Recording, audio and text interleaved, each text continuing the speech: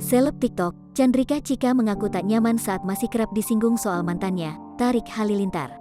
Diketahui, Chika dan Tarik sempat memiliki hubungan spesial beberapa bulan yang lalu. Namun, saat ini mereka telah berpisah dan Tarik telah melabuhkan hatinya ke Fujianti Utami. Setelah kejadian itu, banyak warganet yang masih menyinggung soal Tarik di depan Chika. Hal itu terlihat dalam kanal YouTube Kiai Haji Infotainment yang tayang pada Sabtu, tanggal 5 Februari tahun 2022. "Risih sih enggak, kadang nggak nyaman aja," ujar Chika.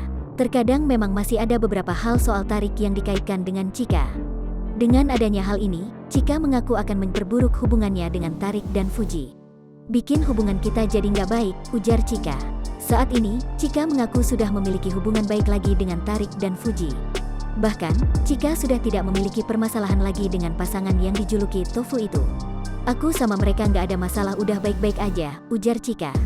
Sebelum ini, Chika mengaku tak enak hati ketika berpisah dengan Tarik.